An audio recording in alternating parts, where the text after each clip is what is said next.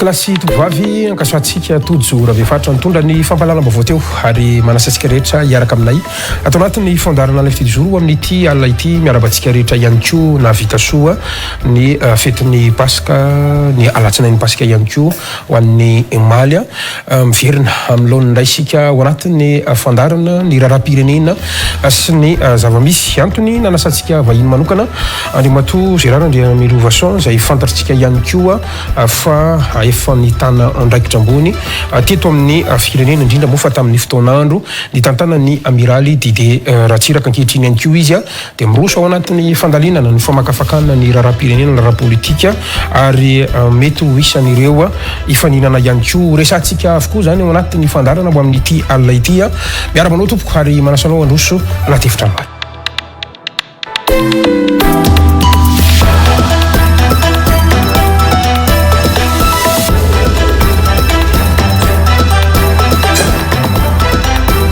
Miara-manao indrindra tompoko ary misaotranao nanaiky nasain'ny fandarana ho amin'ity alina ity ny voalohany aloha dia miarabanao sy ny ankonanao ihany koa natratra n'izay fetin'ny Paska izay sy ny latsinain'ny Paska moa ho an'ny Maly amin'ny mpino kristianina moa zava-dehibe ny fifampiarabana sahala amin'ireny torak'izay ihany koa ny fankasirananao nanaiky ny fanasantsika hiatrika indray ny fandarana hitondra vahaolana famakafakana manoloana ny zava-misy eto amin'ny firenena ny fita amin'ny tanàna raha-mpanjakana misaotra indrindra tomboka. Miarabanao Gaspard misaotra indrindra nanasa naty androany sy nampoiziko le izy nefa moa hoy izy anao mba mitongava kely mba misy zavatra oesana dia mpanentsentena tokoa avako araka miaraba koa ny mpieno rehetra izay manaraka ty fandarany tikatra dia misaotra anareo mba aharitra hatramin'ny farany sy hoe mpanome lesona koa ka tonga eto fa mba misy kosa dinidinika tena avy any amin'ny zokiolona dia vonina foana lalandava anomeny hevitro sy izay torohevitra mety omeko. Ka izay le resaka zokiolona ny fetin'ny Paska izay indrindra no afatsika manomboka ny dinidinika fantatro tsara nisy an'ireny fanambarana izay nataony Désiré tsara hazan'ireny aloha zany ho an'ny alahady teo rehefa maheno an'ilay fanambarana ianao dia mahatsapy ianao aive tsapan'reto fiangonana reto ity fiakarany vidim-piainana ity fasahiranam-bahoaka indrindra ity kolikoly izay betsaka eto amin'ny firenena ity satria anisan'ny noresahany tao raha ohatra ka mandinika an'ireny fanambarana maro samihafa ireny ianao indrindra ity amin'ny kardinaly izay mitarika ny fiangonana katolika eto Madagasikara inona no mety andikanao an'ireny totsika hoe afatra tsy mitsitsy teny mahery vaika indrindra ho an'ny fitondran'ireny tomboka. Le zavatra aloha sady malahelo manahirana satria ny fiangonana sy tokotra hanao interpellation fitondrana misy zay aloha sy azahan'ny fiangonana matao tonga amin'izay angamba ny cardinal dia araka ny fitenin'ny Cicéron angamba ny hoe quand l'empire s'écoule les lois s'affolent donc mety zay angambany mahatonga ny cardinal amin'ny tenen'io hoe efa hiafara amin'ny zavatra hafa ity fitondrana ty dia mataitra izy miteny hoe zala sao dia mahatonga tsy haina amin'izay isika fa indrindra ho an'ny kristianina mpanao politika indrindraindrindra angambany fandresako azy hoe zala mba ahoana mamy izy ty tiako tenenina hoe efa azokajiana hoe andohalika avy ny ranombaly androany raha ny fahitana ho anazy manoloana izay fiainam-bahoaka izay fasahiranam-bahoaka izay sa mbola amina fotoana ara-dalàna ihany tsika eo. Le fotoana zao aloha fa sarotra be 4500 kilo ny vary misy nahita an'izany nantsany ampolo taona le olona anotaninao isika ataoko kapoka ary satria izay ny tena mahavatana vahoaka androany mba adiny kilao efa 700 efa misy arivo misy 50 arivo ary ny kapoka io tena mahavantana ny vahoaka iny kapoka iny kapoka dia ny olona zao afanotaninao indraindray mba amin'ny telefona ny namana ny Tomasina dia hoe efa be dia be ay kapoka isan'andro no hanina ny fianakaviana ndikan'izany efa tena lasaka ambany dia ambany misy ny fiainan'ny malagasy sa fiainanao makany asiana ako dia gaga ako taloha ny olona mba mividy kaoty dia mba 1 kilao na 6 kilao zao singanakaotanakay no vidina atao laoka anisany zavatra manay hatramin'ny anana fa isena anana isaina eny asena ka zany zany tena mananina misy hoe ahoana moa zany fiainasika vao teo azy zao nahita namana mitaraina amiko izy hoe be de be ny ankizy izy a isy ohatra mifanadinana de sy afaka manao fanadinana satria sy mahavita ny droit d'inscription ny ray aman-dreny anao am'zany fa tokana amin'ny classe terminale zany ianao efa marina ivoaka ny lycée sy afaka manala bac ianao a satria sy mahatakatra ny droit d'inscription le ray aman-dreny anao am'zany ane mafy ane zany anao fa taminao nanala bac ny teny taminao ny aman-drenynao hoe Madagasikara miala siny tsy afaka manala bac ianao satria sy takatra ny droit d'inscription de ahoana ozy izy anao nefa izany mahazo nakizy sasany zany zany te famiteny eny zany ny fiangonana asy cardinal fa ny filohan'ny FGKM koa fahitako azy tena ezakenzana ihany koa dikan'izany zany fa fandohalaka misy raha ahoana ny tokony andraisan'ny fanjakana sy topahefana sy tompo ny fanapahan-kevitra anyreny tiany reny zany raha nihevitra hoe ianao raha to hoe fa mitantana atao hoe sehatra ambony teny anivon'ny fiadidinan'ny repoblika tamin'ny fotoan'androny a rehefa misy trangan-javatra salineo inona no tokony réaction ny fanjakana avetrany sy ny action ny fanjakana avetrany ny zavatra salamo eny moa sy de nisy loatra tamin'ny andronay izay ny mahasarotrako hoe izao ny tsy maintsy atao fa hoe ateo amin'ny fitondrana de naka décision maherevaika be misy hoe voalohany indrindra ahoana ny mahatonga asika nohatran'izao vary tsy fitehtsika so ny mampamboly azy ho an'ny firenensika tany anefa midadasika sakafo io ny fianarana efa lasa zarazara hoe olona tonga any amin'ny classe terminale ave tonga de manao aho manapa-kevitra hoe misy ankizy ka tena mahay halala baka ka izay ihany sy afaka azy de mangataka hoe aza mandao fois description izy tra zany zany hoe tokotry mesure raisina de urgence zany a hanavotana ny ana aloha ny ankizy mianatra satria za sy de zanak'olona nanana loatra fa ny fianarana na tonga ana nitovy tamin'ny olona rehetrarehetra na ny fianarana na tonga de nandriko fampinapahan-kevitra hoe raha droit d'inscription sisa sy afaka baka an'le ankizy foana aloha ny droit d'inscription ho an'ny olona zay sahirana indrindra amaranantsika an'izay taoriana nyreny resaka maro samihafa reny manomboka miverina indray le resaka hoe laïcité de l'état sy maro samihafa ny fiangonana miditra amin'ny raharam-pirenena mijabaka amin'ny raharam-pirenena miverina zay ady hevitra zay ka mba te hanontany kely anao satria atsika tokoa raha mijery ny lam-panorenany amin'ny hoe tokony tsy jabahan'ny fiangonana na amin'ny fitondra fiangonana ny raharam-pirenena raha mitantara nefa nijery antsika nisy foana zay fandraisana anjaikitra sy fandraisana anjara ny fiangonana manoloana ny raharam-pirenena zay raha zao ataontsika hoe kany Madagasikara zao tompoko iverina ve fa mipetraka zany ady hevitra zany satria za aloha antram'izay nanaovako politika laïcité foana ny anahako toko tsy fangaro misy ny politika sy ny finoana nefa indraindray ilaina ihany amin'ny maharay aman-dreny azy ny dirana anatin'ny raha enatra ho an'ny mpanao politika ane le izy maninona moa ny fiangonana miditra amin'ny raha politika satria ny mpanao politika sy mahava olana de voatery misy olona hafa zany mandamina ny raha ny atao amsika zara mbo fambolon'ny fiangonana ny manao azy fa sy ny olona mitanabasy afaka nazy ny miaramilana atao ane efa sy voala aminareo civil ty zavasitikatra de oka ny basy ny andaminana azy fa ny an'ny fiangonana mbola biteny tsy natsoratra masy ny andaminana azy de isoana ny tompo fa raha tokony ho izy tokotry ho tonga amin'ny ainy-polo taona ane zao na josika faleovateny eny-polo taona nanaovana politika sika mba efa tokotry ho tonga maturité am'izay ngamba ny mpanao politika iregle ny problemany fa sy antso ny tafika ary sy antso ny fiangonana problème manko ty isika manana problème ny mpanao politika ka zay ny mamany olana na miaso ny tafika izy na miaso ny fiangonana sy ny tafika sy ny fiangonana eny tonga eo fa ny mpanao politika miaso azy zay ny tena problème zay nanaovako hoe isika be de be molona miasa anaky maninona ianao sy makana amponao ma makana am'le makana amin'ny ana makana amin'ny ana sao zalahy sisy ty hoe sisy zavatra azo atao ireglena ny problème politique ny firenena ngasy ifanongana fotsiny. Ka io zany zao miresaka an'izany ianao ny FFKM nge manana finiavana zao anao dinika politika ampivory anareo mpanao politika hitondra an'izay ataontsika hoe toerany maray aman-dreny zany tsy vahaolana ary ve zany zavatra zany amiko sy vahaolana misy satria ny antony manko a ny fiangonana araky ny mahafiangonana azy de makana maromaro tsiraisana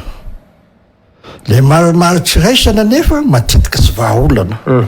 raha izy fosina nisy constitution anakory nataon'ny fiangonana teto constitution ny 3e république dio 4e république io 3e république zay nataon'ny fiangonana nampiady ny professeur Zafertberg premier ministre avony tamin'ny andro zany tamin'izany fotoan'andro de nahitana ny fanonganana premier ministre sy ny empêchement sy vitan'izany am'le constitution na 3e république io ihany koa nahatonga ny 2002 io ihany koa nahatonga ny 2009 de am'izao fotoana zao sika amin'ny constitution 4e république zay natao mahamahatsiraisana koa de mbola instabilité koa sika zay mahatonga sika ohatran'izao eo hoe voatery miditra seratra indray ny fiangonana ke zay zany mahatonga anazy ny fiangonana hoe sara ny idéonareo am'le zavatra mba handamindamina an'le zavatra fa ny raha politika kosa de miangavy ny mpanao politika aleo zalahy sika ny manao azy 4e république ty ane instable koa satria everanao fa ny filoham-pirenena no voafidim-bahoaka ny député ny voafidim-bahoaka ny premier ministre tendren'izy roa eo de iny ny premier ministre iny sady milalao ny antenne européenne izy milalao ny filoham-pirenena anefa izy sy manana légitimité politique ny populaire zay zany io constitution io de azagaky ianao a raha tsy mandeha ny zavatra io constitution atao miaraka amin'ny fiangonana sy fantaka natao tao fiangonana ty anakay tikatra matetika le tsy feny contradiction raha izy koatra fotsiny ny mandany président de république 10 taona 10 taona ilasaka ny filoham-pirenena sy mahazo manao 10 taona indray anao fa lasaka ny 10 taona indray 6 mois aloha anao miala indray diza zany no arahany filoham-pirenena za zao teo amitoany andro azoelona de mitenako hoe miala sina azy zalahy 10 taona ianaka 19 janvier miala ka maninona ny filo ratsonary-mampianana zao nanaky an'izany amin'ny mahatany démocratique atsika salam zany iny ka de problème ane ny contradiction anaty lalam-pandrenana zany le olana ve sa ve oui olana misy ao satria misy président de la république sy ala manaraka constitution izy hoe 10 taona ny azy 10 taona ianaka 19 janvier vao miala fa raha hoe irotsaka de miala afaka miteny izy 10 taona ny anako anaty lalàna izy fazonao mampiana mety manaraka an'le article anakay fa zony anakay koa manaraka an'le article anakay de iny natao sika eto de zay no mahatonga ana miteny hoe mba atokotry matotra am'izay sika mpanao politika raha fa manao constitution mba atokotriny sy fandaka le zavatra soatasika ao anatiny ao zay sy mifandaka zay tena oaka mba atao matotra sara zany le izy izay fosiny ny anahako hoe miditra ny fiangonana sy mampaninina indraindray zay le mitondra marotsiraisana le izy de mazary constitution instable ny ainany vahoaka io zao ny seni zao voandroany moa zany resaka rano vaovao zay narahantsika teo de tena manamafy mihitsy hoe tsy misy idirany ny ataon'ny FFKM fa zay ihany koa manana finiavana zany am'izay teo hoe ampiantso mpanao politika manaiky ny fanovana raha misy ny lalàna tokony ovana raha misy ny sosokevitra ho any am'izay ataontsika hoe fifidianan'izay ka zay indrindra no afako miresaka aminao androany raha io zava-misy eto Madagasikara io lalany makany amin'ny fifidianana ve tsika raha ny fahitany gérant andriamelovation azy manokana fotsiny izy ve le fifidianana to 19 décembre taminao teto ny teny taminao ny fifidianana am'tindray mitoraka tikatra sy vahaolana misy voalohany indrindra ao ny constitution sadasady io izy verinao zany teo farany teo sika manala premier ministre sy vitan'le constitution manala premier ministre fahita zao fa sy mahomby izy tsy vitan'le constitution tsy vitan'ny constitution sa tsy vitan'le filoham-pirenena so de mahatao sy vitan'ny filoham-pirenena dia tsy vitan'ny constitution nalazava ny constitution vao mandeha ty de alefa sy nisy atakandro zao sika asanatsiavina azy da misy mametraka koa mention d'empêchement ny filoham-pirenena nohony izy manana double nationalité ohatra hoe sy gasy anao miala de ahoana ny atao voilà double crise sady manana crise sika amin'le premier ministre zay nasoan'ny député tao de manana crise koa sika amin'ny filoham-pirenena zay hitany sasany hoe sy gasy anao de sy toko tsy tondra ny firenena sony miala zao de nzao manana crise anankiroa zany sika ny lohany fitondrana misy crise zay nahatonga nanonteny taminao ane tamin'ny 19 décembre oui sao de alamina aloha ny raha-pirenena zay hitatsika fa sy mety mihisy aloha ny diasika ny fifidianana iny zay le raha-pirenena hitatsika raha-pirenena tokotramame ohatra mivaingana vena oary ohatra mivaingana zao ny raha-pirenena tokotra ananina ny article 42 ny code de nationalité izavy ny mahazo milasaka filoham-pirenena atra mitenena koa anio mavarina izarera mitenen'le izy sisy candidat mitenena io sony double nationalité daholo ve azalareo raekeny zay move zany filoham-pirenena raha milasaka de fa afaka mandignana lalàna fanontanena mipetraka zany de inona ny lalàna azo dinganina ary izavy ny mahazo mandignana lalàna ny filoham-pirenena ihany sa ny zolambota osotry kosa ny mpangalatromby any betroka zay zany ny fipetrany de hoe tokotra lamina sara ny constitution sika aloha hita izy io fa mibloke zavatra maro zany hoe tokony alova lalam-panorenana ary vetsika fitsapakevy-bahoaka aloha ve ny tokony ainga voalohany eto raha ny hevitra andriamatoa zay raha andre amin'ny innovation nanazy foana ny hevitra hoe manaova tanovo sika zavatra vaovao satria misy fandrohitra loatra ty constitution anakaitikatra fandrohitany ane izy io hatram'izao mbola sy mazava ny position de député sy ny premier ministre anefa hiditra amin'ny session parlementaire sika zao hiditra anisika zao de ahoana moa zany natao amidongo ny député de inona ndray ny discipline de parti ho atao eo izy ve anao ko manana lalam-panorenana anao discipline de parti ny manapaka amboniny lalam-panorenana zafatra sy mety ane zany ohatrany fosiny lazaiko anao teo hoe ao anaty lalam-panorenana ianao misy anakoa zay moa nitendrako ananina misy mifandaka misy 5 taona ny mandany filoham-pirenena nefa fitapitapoka teo aza atao hoe 5 taona indray tsy mazava koa la zavatra fa o manaraka an'izay ty fanendrena premier ministre tikatra tokotry ho atao hoe tafort am'izay fahatelo manaraka an'izay milaza sika hoe décentralisation aiza zay décentralisation mividy sénateur sika tokotry ny organe décentralisé mifidiny sénateur ny organisme décentralisé rehetrarehetra commune ihany mifidy azy sisa an'izay sisy mifidy azy ka ny ana ny eritrevitro sitraky ny olona be sy ny maro moa zany hoe tokotra anao amandement constitutionnel aloha sika de manao ny élection ambaratonga ny mandra-pahatonga ifidianany any HCC io HCC io zao eo izy io anefa ny BDB ny miteny hoe sy ara-dalàna io HCC io satria sy complet ny olona tokotry ifidy azy ny sénateur nanendry azy taotra zany koa ny seli de raha misy mananina moa zany contesté zany ny valim-pifidianany de ahoana ny reglesika zany problème zany zay ne mahatonga nany tamin'ny 19 décembre nyteny taminao ane sy amaola ny fifidianana io azao angamba za sy manao hoe marina ny anahako efa hitrana amin'ny fifidianana sika zao am'la sy fantatra foana ny date des élections am'la sy convoqué foana ny électeur ny président zay ty mbola te hilasaka am'la sy niteny foana izy lasaka ako rano marina aloha zany ny convocation moa iny le fantatro tsara ny hoe sy 10 andro fa les propositions na date no hitany syny efa hitany ACC tsy mbola misy décret sy ny salama zany eo zao anisy mety olana ihany koa anankiray ao anatin'le izy ka zay ny ilazako hoe mandeha zao ny resaka hoe fifidianana filoham-pirenena ary ty tsisy vola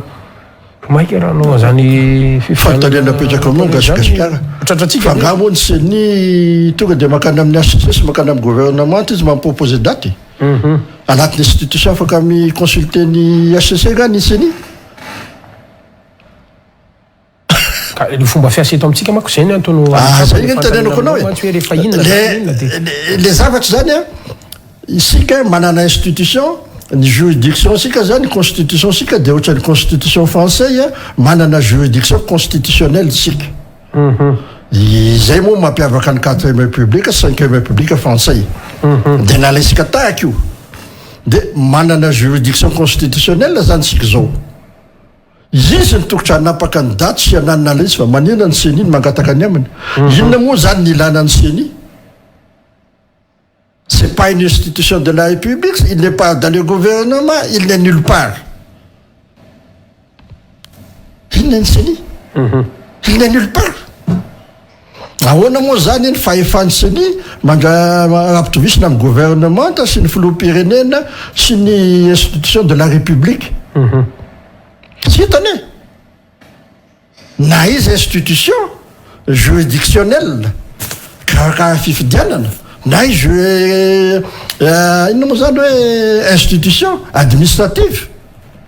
fa sy hitatrazaitraiza sady sy misarotra administrative sy hitako zay ataony fa de hoe noho ny fitiavasika ny zavatra ataony vazaha fosiny dia ekeo any io fa le seniany mana fa natao le izy fa diny olo lalina fa maninona moa ny any amin'ny firenena mandro sisy seni fa maninona any any États-Unis sisy seni fa maninona ny any gasy any nasinany io satria zany hoe ny olona zany dia efa miteny hoe manana juridiction constitutionnelle nareo destina io dia manaiky kosika dia ahoana moa ny tenenanao an'izany amiko za malagasy mahaleo tena fa 80 taona dia an'izany ianao miteny amiko hoe manana juridiction constitutionnelle anao ilisy aloha rehefa tena tenena dia ty amin'ny tany andeha tosika hoe mahanitra africaine sahala amin'izany tena isiny le seni zany fa raha jerentsika ingeny tantara nareo mpanao politika ihany ngeny menimenina hoe rehefa ny ministèrany atitany mikarakara fifidianana lasa mangalatra misy alabato tsy madio le fifidianana lasa manohana zay fitondrany eo karazany voany natao ihany ve tsika raha ty resaka seni ty zany ataoko zany ka le zay kono teo hoe sika mpanao politika tokotra andamina ny raha atatrano sikato fa sy hoe ny problème sika mpanao politika malagasy ny atsotra zay tonga satokisana daholo dia iza zany natokisanao tenao ihany natokisanao dia ahoana zany natao sika inona zany ny vahaolana ary arosiny andriamatoa andriamirivation gérard androany mba ahafahantsika zany miainga aloha satria tsisy repera tsony zany le vahoaka zany zao raha mieno ny zavatra resahanao sy teneninao ny anao asotra hoe raha hitasika fa hidofotra sika amin'ny fifidianana io aleo akisaka ny fifidianana dia amboarina daholo zay sy mety rehetrarehetra aloha anatiny sy mety ny fiainam-bahoaka dia tsy ohatra ve le mandany le mpitondra amin'izay sa misy accord politique misy ny anovana an'izany dia saiko zay fara miteteza mita ihany kay le izy zany zany koa alevitra daholo mantsy maintsy resantsika le izy mantsy izao ane le zavatra inona moa ny fifidianana amin'izao fotoana zao mantra ny vahoaka tena mantra fa dia anovana dia iza nofidiny le olona mahay mitatana firenena sa le olona mahay manamitamby azy sy fampiasam-bolana atao mahita le olona mahantra anao sy manana akazy dia menao t-shirt izy dia ifidy anao izy izy sy marana mahay mitatana firenena anao sy mahay na manakevitra anao na sy manakevitra sy hitan'le vahoaka sony zany ka izay zany mahatonga namanao hoe aiza ho aiza moa zany démocratie rehefa mahantra be le olona sy afaka misafidy sony dia mbola atao démocratie ve zay sa arenina kely ny fiainany mba azony mizery hoe sy voavidinao sony ny vatoko satria mihinakanina zao iza natao démocratie am'izay o zay zay ngena tena olana le mampisafidy tery ny olona ao anaty fahantranany raha mbola zay natao hoe démocratie dia miala sina fa sy démocratie amiko zany fa zany natao inapitocratie mazava tsara mihitsy ny le izy ka zao ary raha ohatra ka mandinika zany sika satria be le izy Atreto aloha zany a tena tsy hitatsika mangirana mihitsy hoe tena ho any fifidianana marina ve tsika sa tsy ho any de raha ohatra ary zany tsika ka mandray an'izay valy teny hoentana ho zany a de ohatrany ahoana indray ary lalana afahantsika tonga am'izay tsika hoe fandaminana zavatra rehetra na akisaka ary fifidianana tsy maninona fa andolo andamina iza fantaniana voalohany zany iza le tokony hifandamina inona avy le zavatra ho alamina voalohany satria iny zao mbola le article sy le lampanireny teo aoa iza ny mpandamina io zany le hoe malagasy ho malagasy ve sa mila sadaiky sika sa mila fantanina pitra ohatrany ahoana ny lalana atongavantsika any a mandritra an'izay le fotoan'izay zany afrina ihany koa no afana manao an'izay fandamina an'izay izao ny tokotra zavy zavatra voalohany indrindra inona no alamina ny anahy anyhevitro tena anao demokrasia mantsika alamina aloha fiainam-bahoaka mba azony afaka misafidy sara fa sy tambitambazinao amin'ny t-shirt izy a na varaikapoka zay aloha ny hitako hoe bazina démocratie fa le vahoaka no mifidy sous contrainte de la famine sy démocratie ny anaran'izany amiko fa fangalaram-bato ihany zany hoe enao nitondra teo zany a nataonao ny anonan'le vahoaka am'izay sy manana safidy afasianao satria anao nanome varaikapoka alohany nanasany-bato zay sy démocratie sony zany amiko fa zavatra hafa zavatra faharoa ny zavatra lamina zako hoe anisan'ny zavatra lamina voalohany aloha sy fiainam-bahoaka zavatra faharoa ny lalàna sy mesy atao ny lalàna mba sisy andingana azy raha anao fifidianana sika zao ary te isika mainy mato ny fifidianana de ozy izy nitafoka hoe enao a double nationalité fantatsay nefa nataonao ambletra le fifidianana andao fo alainay ny fahefana de ahoana ny atao sika ozy izy nitafoka hoe ho an'ny tanindrazany ny anay fa sy ho an'ny passeport anao zavatra manahirana daoly ane zany zay nataoko hoe tokotra lamina sara le zavatra hoe tokotra zavasara fa double nationalité anao de sy mba milasaka ho filoham-pirenena kosa fa zao ny lalàna fa sy hoe vao miditra anao de fa mandirana lalàna zay zavatra anakay de alamina ny lalàna araky ny zay la ny fiainam-bahoaka azy a sy ny fiainana politika de tokotra anao réforme politika koa sika mba isy bloc matanjaka be misy a hitatana ny firenena fa sy hoe manao politika alamy tamy seza fotsiny fa mba manana feikevitra anao manana an'izay hoe bloc matanjaka zay ohatrany gauche droite ohatrany any tamin'ny andro ny siranany ane ohatrany zany be de be ny parti politique de ny fanaraky Andriamazato sy Philibert Siranana izy Andriamazato de ho an'ny Tomasina zay momba ana miaraka amiko an'ny Tomasina de zay momba ana ho zay Siranana miaraka amiko any Sirabe fitany bloc anakosika teto naharitra efatra amby folo taona ka zany koa nataony Didier Rassier nanao bloc izy hoe ity manao politika atika tra manahirana asika de nanao ny Front National de Défense de la Révolution izy de zay ao anatiny io a manohana ny fitondrana problème asika am'izao fotoana zao ane inona moa no mampahantra asika ny stabilité politique ane nataony mpanoha politika ane mampahantra asika fa sy hoe ny ataon'ny vahoaka malagasy izay ny tenenako hoe raha maninona hoe isika mpanao politika aloha mamifandamina indray mandeha aloha zalahy fandamina isika ihany ane mampahantra ny vahoaka fa sy olo-kafe zay ny anakay de eo ny arbitrage lazainao teo tamin'ny hatram'izay aloha ny Union africaine nahazo ny subsidiarité avy any amin'ny ONU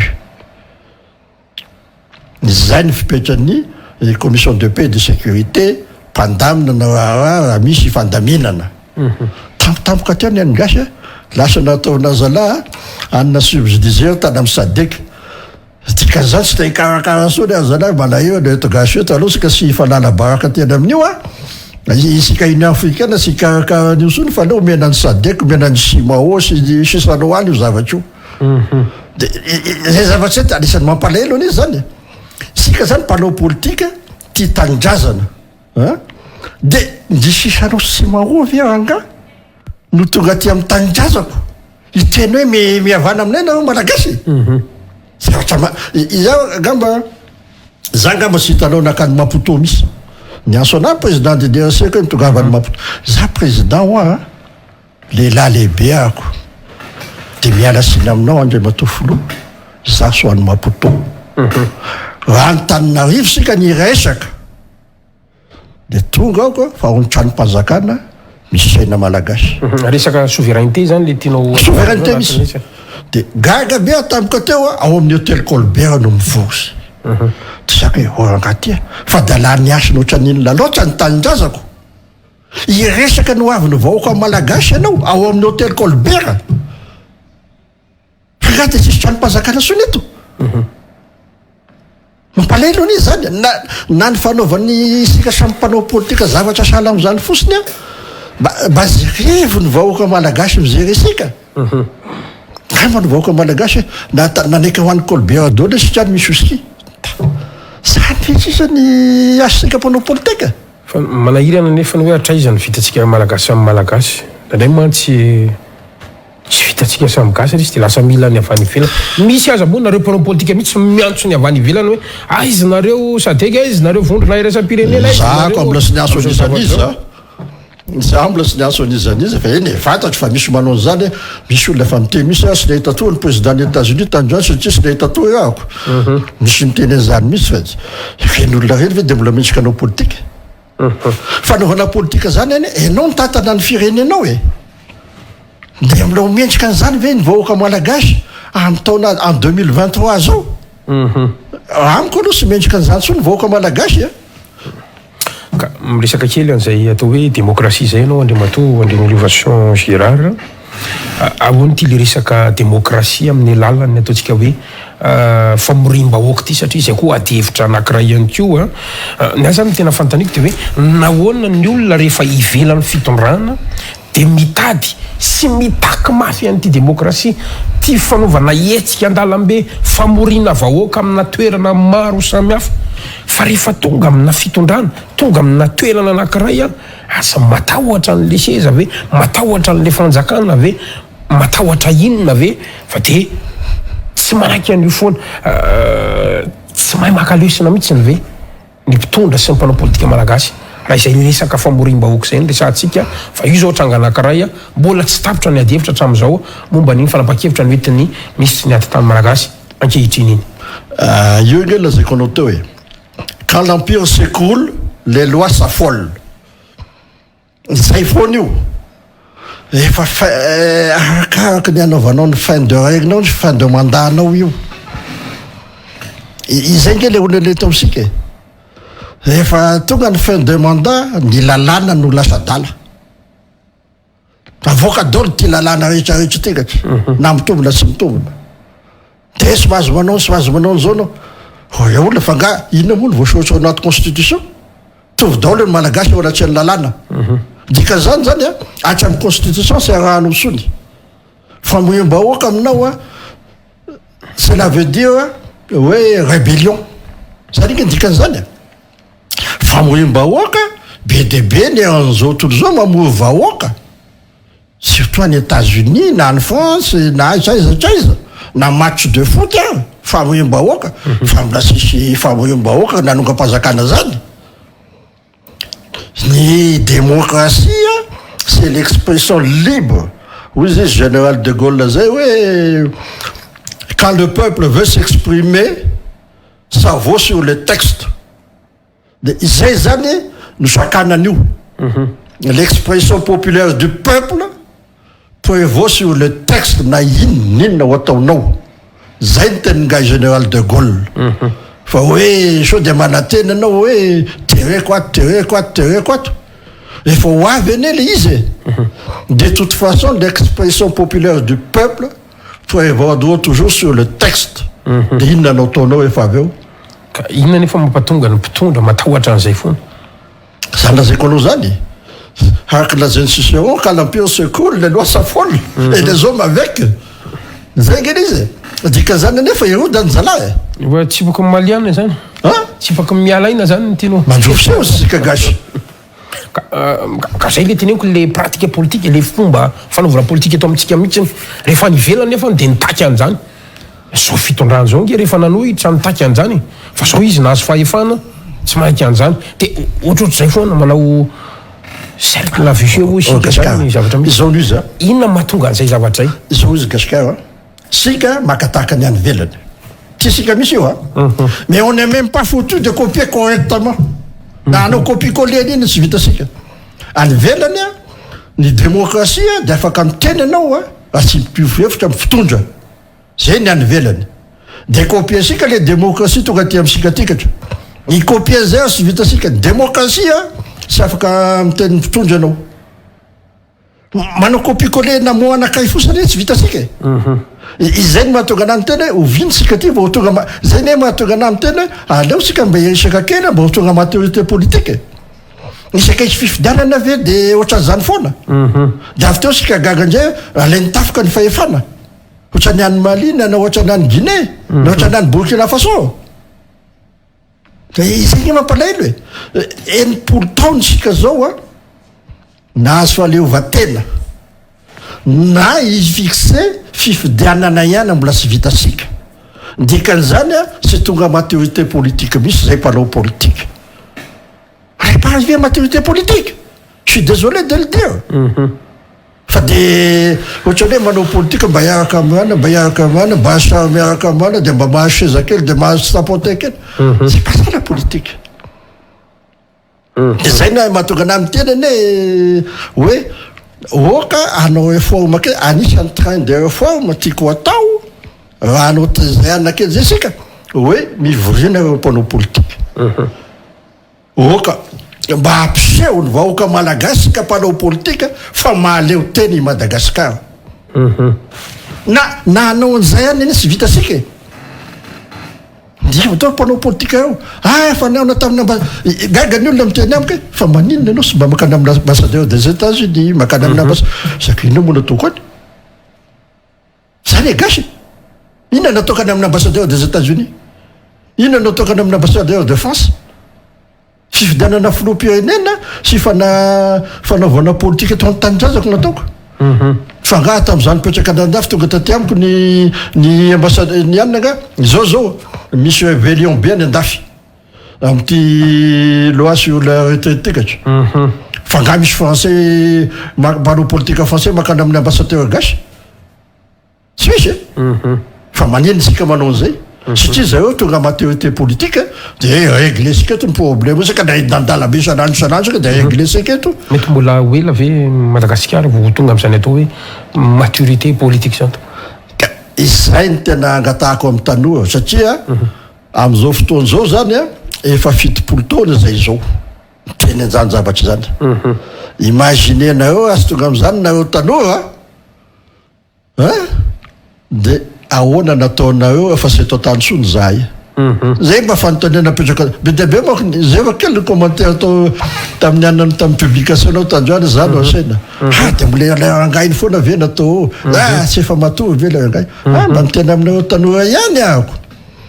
zay ne sy fitiavana iteny tonga avako eto mba azahoanareo amizay hoe ahoana ny ataonareo efa aseo sony zahay satria maivamaivana ane izy zao fa tonga amin'ny sarotra eo sika anahirana zay ihany ny ana mba tiako ampitaina fa ny ana zany hoe tokotry manao réforme sika aloha économique de manao réforme politique kely de manao réforme institutionnelle rehefa hoe décentralisation de foanana ny Sénat de hosolona ohatrany hoe assemblée générale des provinces autonomes ohatra da tokotry atao ohatra valambifolo foko sika misy 23 région de mba atao kazikazy eo mba raha telopolo ny ministre mba tokotry ao daholo ny olona rehetrarehetra ohatra misy zavatra maromaro zany sara lamina pour apaiser la tension fa raha izao tension zao no hoe tsika miatrika fifidianana manay ako fa hidofotrasika ary tamin'ny 19 décembre fa nolazaiko anao izy io ary saroko tsara zany mbola averitsika daholo moa reny vidéo reny amin'ny fotoana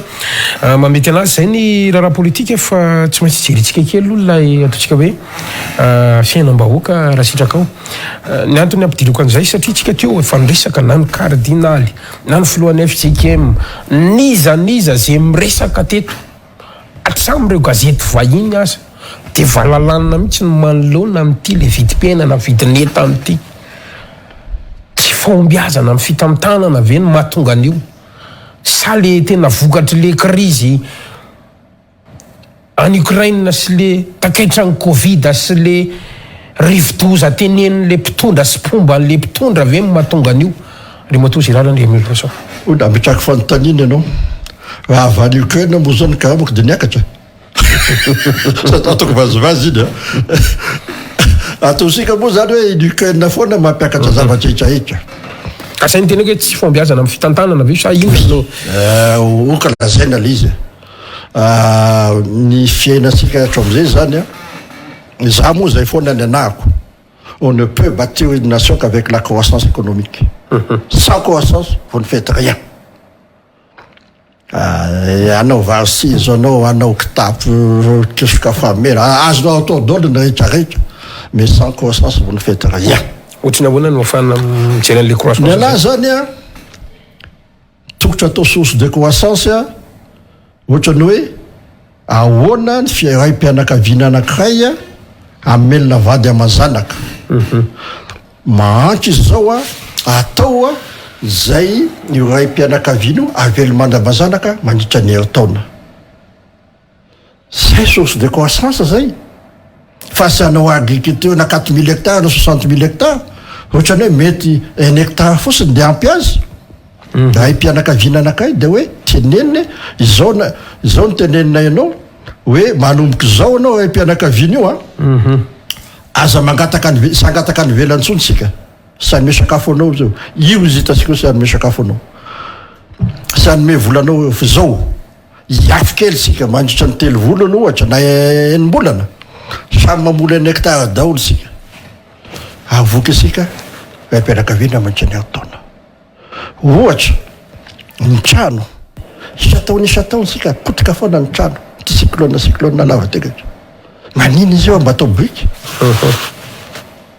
ça va être une source de croissance ka zany koa ny ankizy kely zao te hoanandafy daholo zay lolo zao sy any anao mba mahazo euro miteny an'izany anao de tsaro kely fa olana be koa le manao passeport iny tena mitaraina be araroty kely iny de ankizy nefany afaka miasa eto Madagascar manao ny atao geek économique manao tension informatique zany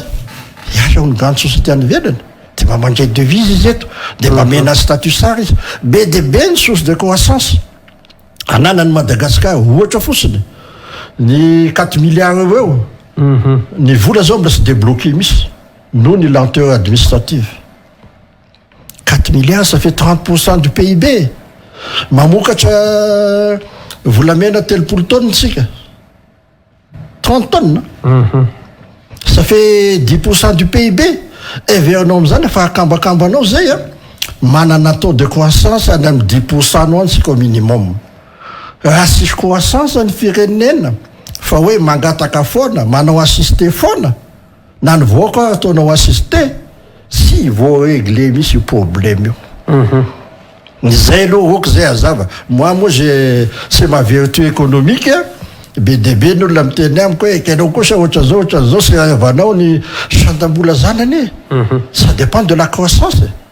raha mandeha be ny croissance sika mampaninona moa ny dollar na 4200 sy mpaninona ane raha manany anao nohony anao sy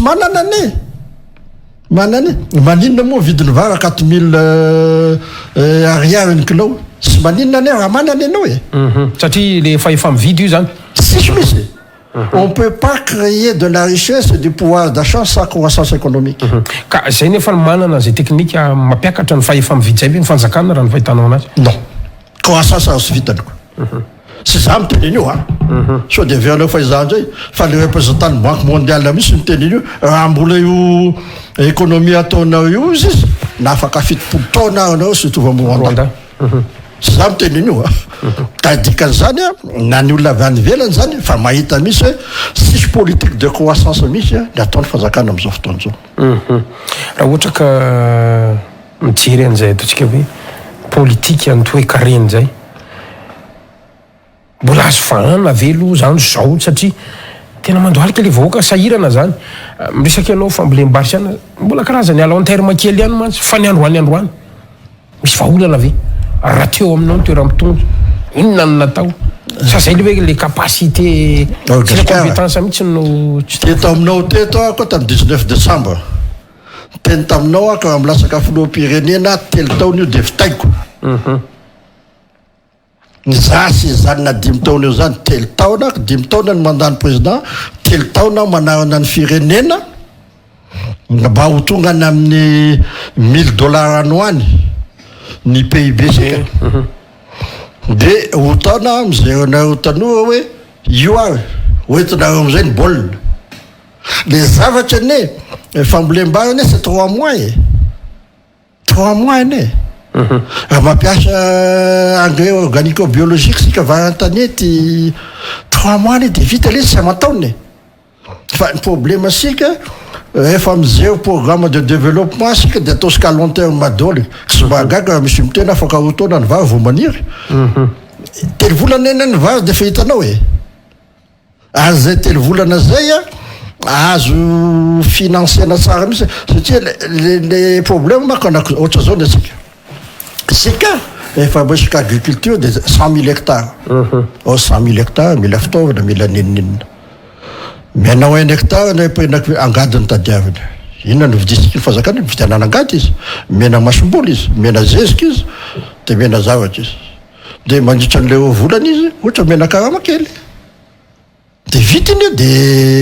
aveo ny volany nampindramina anazy de mihinana izy le zavatra namboleny mahavoky anazy mandavataona zay nge ny tadiaviny zany sy mitady zavatra besaka za sy anao miamia ny tamatavy na anao an'izao na anao an'izao hoe efa voky ny fianakaviana anakay fa tsy mahantra manana safidy tsara am'izay zay ihany tadiavina sika va afaka manteny hoe démocratie fa fianakaviana mahantra sy sahirana mangataka vahoomana aza manatena isy démocratie anao sisy démocratie misy ny fifidianana eo fa hovidina amin'ny kapoakambary ny vato hovidina amin'ny vola 10,000 ny vata hovidina amin'ny any hovidina amin'ny t-shirt de izany ve mbola atao démocratie angamba ny dictionnaire sika angamba sy mitovy samy manana ny asy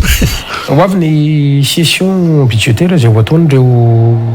sombam-bahoaka tafiditra am'izay ihany koa ny loholona andriamatoa zay rana andria innovation ho anao manokana zao inona ny tena hoe andrasanao raha miresaka LFR zany tsika ny arahantsika nahita ary nyresantsika teto amin'ny 19 décembre ny LFI tam'izany sosorabola nadehibe ary niakatra be moa nisaky ny département tam'izany raha ohatra ka misy sombam-bahoaka mijery atsika androany inona ny mba andrasanao amin'izy ireo na sahala am'izany topoka ny andrasako aloha mba sisy ny ady zay zavatra voalohany andrasako satria le 205 députés nanala ny premier ministre teo mbola ampoly le zavatra nahazo azy sisy aloha ny fifandonana zay aloha ny andrasako voalohany ny andrasako faharoa ny problème asika maka manao loi de finance ndraindray le izy amboariny eny fa dino ny vola miditra ny anata aloha tam'izany mbola président na conseil d'administration avao mivo zahay tondra dépense avy any daoly azanao ny aloha aiza daoly ny vola miditra vita ny vola miditra izy ty zany vola miditra ty atokana any ana ty atokana any ana ty atokana any anina alefa so zay ny dépense nareo ny asika ny dépense ny alefa aloha fa mpalatenana manko io ka mitovy ny fitantanana firenena sy zany sy mampitovy azy ane filohan'ny filan-kevy mpitantanana orinasa sy ny an'izay ka mitovy any samihafa masoko ty firenena mitovy any hoe ianao zao a fampanantenana nataonao betsaka zay mahatonga ny dépense publique anao de ny dépense publique zany nataonao hoe équilibreko fosiny tikatra anefa le soabola fosiny io a fa sy zavatra vanina zany a de matetika zany a ny exécution des lois de financement 30-40% satria le sisan'izay fampanantenana pokaty daholo zay zavatra tsy mety zay nde nanaovako anao tokotra enina le izy ka raha tsy ampy ny volam-panjakana miditra tokotry hoahenany fanjakana ny train de vie any evernao ve tsy te resako le izy nefa resako ihany mahita olona ianao a ana midiabapako eny milahatra miaraka amin'ny alika misikona sakafo ao nefa ianao mandala amina 28 na ny lasasy laninao mandala ao am'le olona ao mahavidy sakafo anazy sy mba mety ve raha mba henany fanjakana aloha ny train de vie eny zarevanao ne ny budget ny primature zarevanao ny budget ny présidence efa sy ampy le zavatra aheny ny train de vie ny présidence république aloha satria ny vahoaka ny mahamay soafeniko anao a mahita ny budget ny présidence ako tamin'ny andro koa 35 milliards de francs teo ny budgetnay zany hoe 7 milliards d'ariary roapolo taona lasa zany zao zy 1000 milliards de inona loatra zalany vola laninareo on passe de 7 milliards d'ariary à 1000 milliards de sy zavatra azo ahena avy ao de zany ary afaka mampitavy tamin'ny andro resy am'izao sao de tsy circonstance sy ny anako sa so de hoe efa tsy mitovy fa na de zany be loatra ave zany raha ohatra ka fahitanao anazy be loatra ave io sorabolan-jareo zavatra hitako be loatra zany satria ino moa natao zany président de la république zany de ila vola be sahala am'zany izy maninona sany amin'ny fanaovana ny asam-bahoaka any ametrahana ny vola fa ina ny dépense ataonao amin'ny iavolo ao andeha planina sa isaky nena sandwich anao da akaky hélicoptère mba sambina nitondra ny firenena ihany eny sambinanao ihany 7 milliards zany ake nahavitany andekaleka ihany zay nahavitany RN2 ihany sa ny lalany maty ny valale nisy 27 districts nananasa électricité nisy izy io daholy besaka ny zavatra vita ihany nataony université isaky ny faritany nataony any tanazy fosiny anako hoe efa mahantra ny firenenao mba aheno aloha na za zao zany la ny filoham-pirenena da misy daholo ny V8 reny naveka ale ampy tety voiture comme tout le monde na ny lasasy laninao amin'io fosiny azy manahirana karaha mana minisitra mba tokotra ena kely saiko de anao ve mieritreritra fa de ataoko 1 milliard karamako lany filoham-pirenena anefa vovoaka ny paleny avy loha de mahita olona milahatra nanaty poubelle mba marary ihany ny fo kizay nataoko hoe raha anao vision de loi de finance any nareo a mba aheno aloha ny train de vie nareo fanjakana de mba omeo ny madinika sosikevitra ny ako fa tsy manera koa io atopoko so de avereo fa ka zay mafandarana atsika moa zany de zay no hitonana hevitra mety maro amin'izy ireo ihany koa nge manaraka amitsika am'izao aly zao de zay no mazava-dehibe an'izay resaka ao zay mantsy ny zavatra anankiray fotsiny raha ohatra ka mijery zany tsika mety afaka manome ohatra ve na hoe secteur inona ohatra zany zao tsika zany zao secteur asa sany départementa inona ohatra zany zao ny tokony satria anao miteny hoe ahenao ny train de vie anareo inona ny tokony ahena de ninona ny tokony tena afaka manome ohatra mihitsy ny venao a tsy sanatrika akory mampianatra fa hoe tia fandoalika de andao tsika hijery vahaolana ho an'le voaka malagasy mantsy izao ne zavatra misy zao manao loi de finance anao a karazana loi de finance na ahoana hoe filazako an'izany na hoe de promesse électorale tatarina daholo ny zavatra hitra le vola miditra sy mitovy sy tonga soaloha reny mahamaika ave manao stady any Kongo sany mampamboly vary ny olona ny maika mba tokotry zaivana am'izay zany priorité izy zany maika kokoa ny anao stady manara-penitra ny kongo sany ame semence ny vahoaka mba azoany mamboly vary mba azoany sakafo sany am'izany angeny zavatra resahako izy zany mahamaika hoe le ministre ny population andeha V8 dolo izy mianakavy eo sa mba misizony vahoaka oy sany am'izany za tena varina misy hoe misy namako concessionnaire hoe Madagascar ony c'est le premier marché africain de 4x4 de kagaianako anefa isika gedana be misy ohatran'izay nge zavatra sy am'izay koa le izy ane mba mimarke ny sainy olona ahoana moa ny eritreretanao hoe ny olona miasa zany za zany zao ohatrany hoe mpandrarahako andodoanina fantatry io douane io fa andeha am'izay sy alena de manao risoiso ako manao corruption ako fisambinana ihaniko iza ve mahita ny mpiasa ho amiko ao ako sy mihinan-kanina amin'ny zavatra mahazo anako zaka tsy aleo mba manao ko ako any ange le olona mba tokotry anome exemple zany a ny fitondrana hoe hoahenanay aloha ny train de vie nay a am'zena ny moa zany le fanaovana stade le sy mitondra croissance makay zay azonao le fanaovana fety ane sy fitondra croissance makay zay anefa mamboly vary reo de mba misy source de croissance io zay ihany ny anako ane le fandanana V8 ane sy source de croissance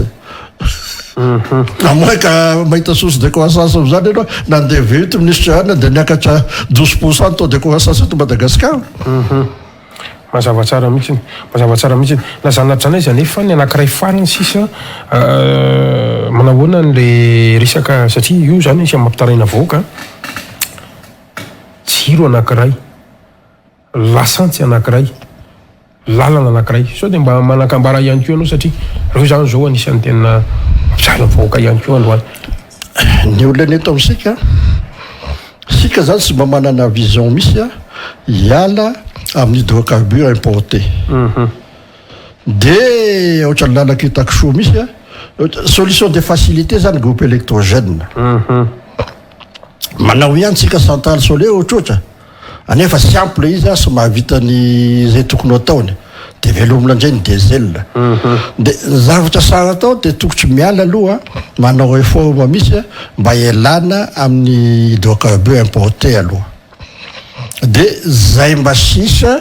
hoe sy azo ialana misy a no miankina amin'ny hydrocarbure importé lalana koa ohatran'izany hoe filazana zalana azy moa hoe taux de praticabilité ny lalasika zao ana amy 20-27% no any anefa taloha raha vao midina ny 70% izy de fo mangofotra ny mpitondra taloha zao izy 27% de ampiakarina 70 zany io nana sosikevitra de hoe io a sy ho vitasika androany io sy vitasika herinandro io a fa tokotry anao lala tany stabilisé any amin'ny lalana sy de misy anina loatra zany salaony hoe sahala amin'ny fanadina ikongotra tokotry purgeny io a de stabilisena de misy vovoka fa mba azo andiany analoha fa ny lalana national 2 io angamba gratena tsara de averina tsara ny couche de base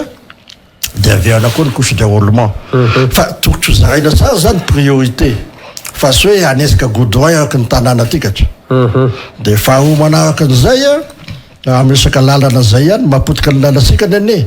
sy natao andehanana entany ny lalana tamatavy Tananarivo tokotry natao ho ana route touristique izy io a 7 taona izy zao en fin de vie koa satria tam'izany fotoana zany sika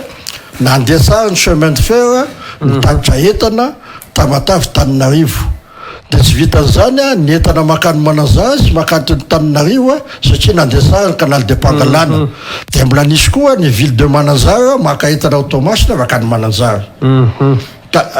isaka lalana zany sika tokotry le mode de transport misy zany repensena indray mandeha tokotry averina ny cabotage dia asiana zavatra hafa misy satria raha mbola io frety io no alefasika amin'ny lalany tamatavy hopotoka foana io zay zany nanamba asosikevitra hitako amany satria ny pony manakarany azo velomina malakilaky tsy de sarotra makay zay manao an'indray le resaka herinaratra le tsiro herinaratra zay lazaiko anao zay hoe on n'arrive pas à se défaire zavatra anankitelo zany ny solution na isika sy anao ninoninona avelao am'izao io de ho tonga amin'ny heromady io zirama io zany hoe ny actif ny zirama misy zany a no mise en danger zay solution anakay zay solution sadasada faharoa hoy izy sika hoe mamaika dia ny anome herinaratra ny vahoaka malagasy rehetra dikan'izay a zay takatsy zirama ihany no ataony ny akoatran'izay libéralisé o avelao ataony olona hanao azy zavatra fahatelo zay ngamba ny tena sa manao refonte totale ny secteur énergie électrique sika zany hoe ny zirama efa io izy io a efa hita izy io fa sy mahavelo tena voalohany indrindra faharoa manarak'izay izy tsy afaka anome herinaratra ny olona rehetrarehetra misy nenenina ho atao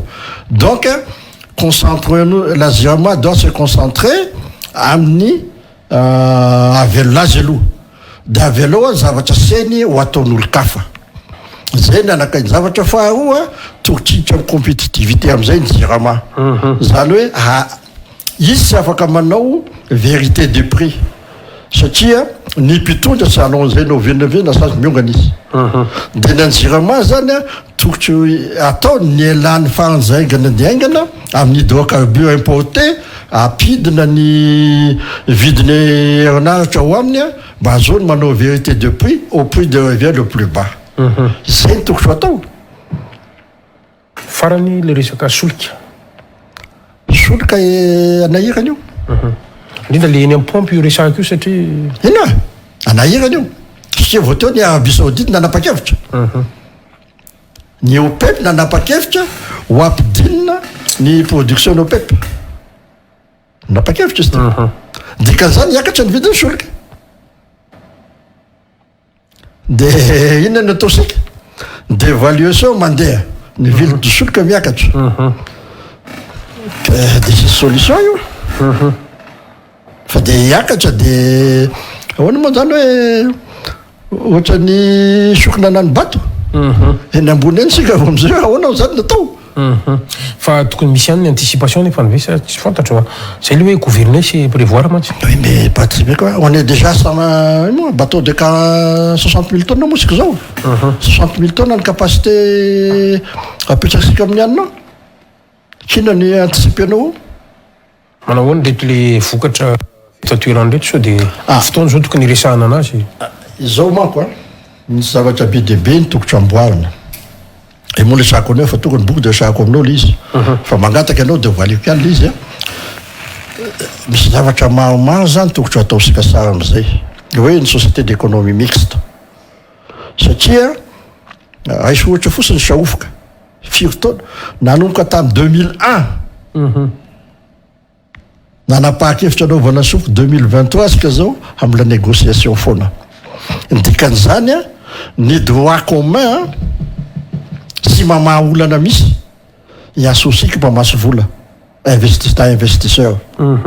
de nanany eritreritry sao de manao société d'économie mixte mety de hoe atao sui generis le izy de hoe zay fanarahany eo natao lalàly tondrana le oanasa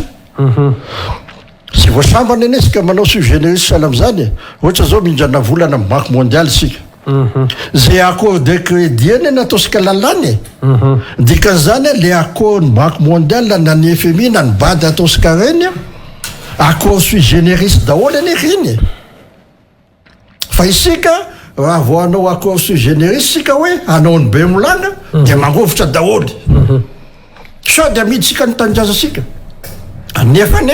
misy zavatra maromaro hitako ohatra ny port ny vondro automasina ny ferany soalala ny dokabio avao be molanga sy ny simro na ny po ny anjakaka na ny iza moa ny anakaitika labe de narindra na ny thermique sur place ao akaiky ny sakoa na ny port ny fort dauphin reo tokotry anaovasika statut particulier aminanina mba asitrane mba azosika zavatra aingana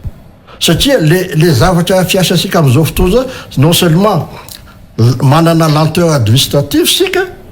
fona zavatra osika mbola sekeny olona koa de mahazo dolo zavatra rehetra ka anao pétrole sika sy anao zany zavatra zany tokotry heritreritra hoe ho ampitrovisina amin'ny accord banque mondiale sy ny FMI zavatra io ho atao sui generis mandritra ny roapolo taona ohatrohatra ça va être un sui generis sur 20 ans après 20 ans ça nous appartient zay nanany sosikevitro mazava tsara tsy maninona fa andrasantsika le boky de resantsika tsara ao anatin'izy tapitra ny fotoanatsika nazanonatra zany izy anefa tena niniko atao farany ty mantsy mba hampifantoka tsara ny mpijery zany tao anatin'ny adihevitra no entinao taoriana nireny resadresaka ny fanaovantsika teto ny 19 décembre reny nandeha ny taona vaovao nanao karazana déclaration mihitsy ny ianao hoe au candidat filoham-pirenena mbola voatazona ve zay androantsika amin'ny resaka tompoko fombanina misy voatazonaka amafisinao ve amin'ny candidat ianao ao anatin'izay fifidianamafisiko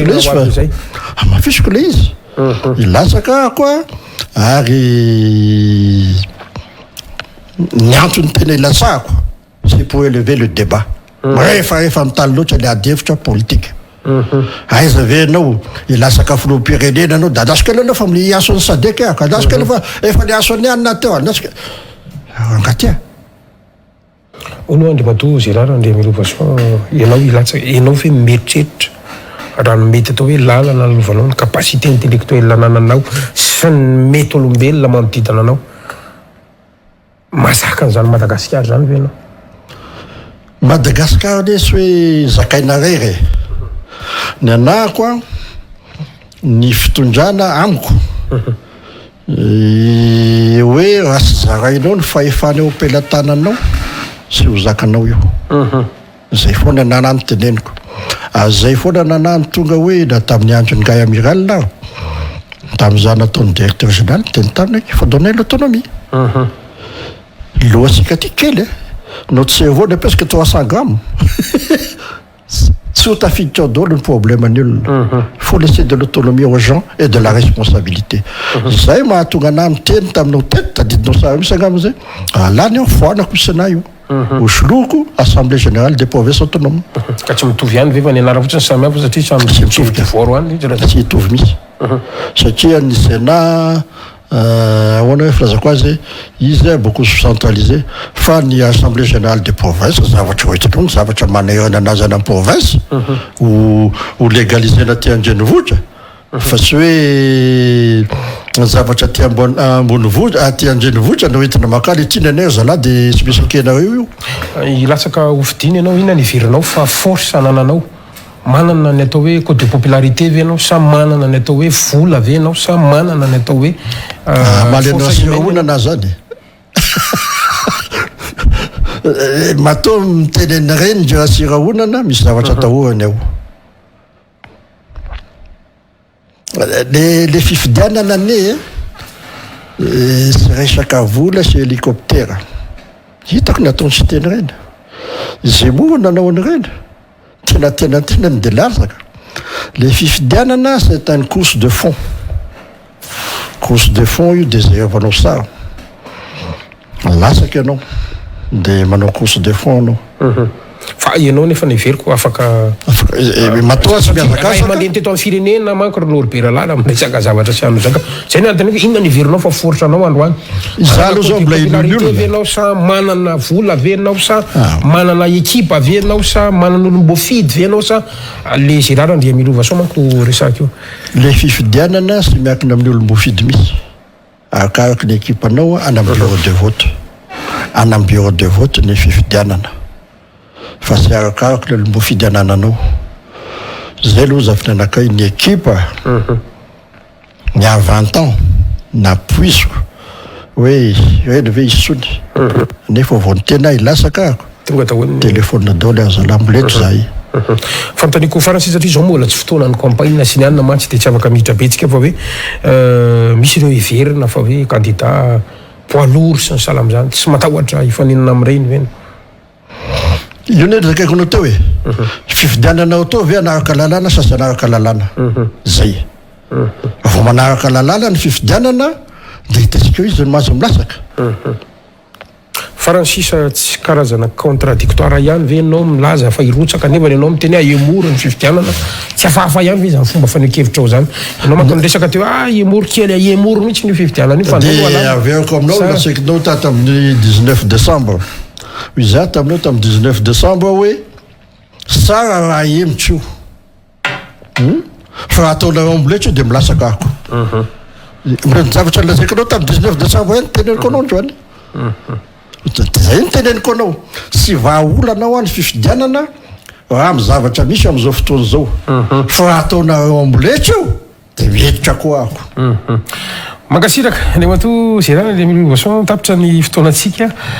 tsetratrehitra tsiatra moa iny farany iny satria mbola ho avy ny fotoana e tena hoe ifampiresantsika am'izay ataontsika hoe envergure nationale sy amin'ny candidat maro samihafa zay fa ho an'ny androany aloha tena misaotra anao tena tampoka tokoa ny ifampiresantsika io maraina io kanefa ny nanaiky ampanetretena sitrapo ianao iresaka zany amin'ny firenena raha misy afatra tompoko na mety ho famitiana mety zavatra malomalinao kanefa tsy nanontany koa tato anatin'ny fandarana de fotoana ny azo tompoko misaotra anao aloha nanasanaty tandroany za koa mosy nanapo hoe otogety tandroany a fa de otrika ihany ny fitongavako eto hoe amsika mpanao politika fa indrindra ho anareo tanoa andimby anay zay ane misy fampitofio aneto mety zay no maty aloha fa ikitreretinao tanoa ny zavatra hazo anareo mba misy intéressé avy amin'ny politika ihany nareo tanoa mba hitondra nyty firenena sika ambonimbony kokoa fa tena raha ny ady hevitra am'izao fotoana zao mbo rehefa amin'ny tany a matoa ny ray aman-drena am-piangonana tonga misy a hoe mba azerevo zalaly zavatra atao ka mba miangavy anareo tanora ihany ako na de sarotra ny politika na hitanareo ary fa manahirana le izy atao ahoana sy misy asina mpanao politika i Madagasikara satria ny mpanao politika ihany ny mandraiky ny maka fa inoa fanapahakevitra politika hoentina mpandroso ny Madagasikara ka misaotra anareo tanoa na naharitra ny anonay morahala teto misaotra indrindra tompoko mankasiraka anao ihany koa nanaky nasain'ny fandarana tamin'ity alina ity tompoko isorana manokana antsika rehetra tany tokatrano miaraka taminay hatramin'ny farany amin'izao alina izao ary ny fandarantsika koa de manome fotoananao mba manaraka indray tompoko lasy tompoko vavy veloma tompoko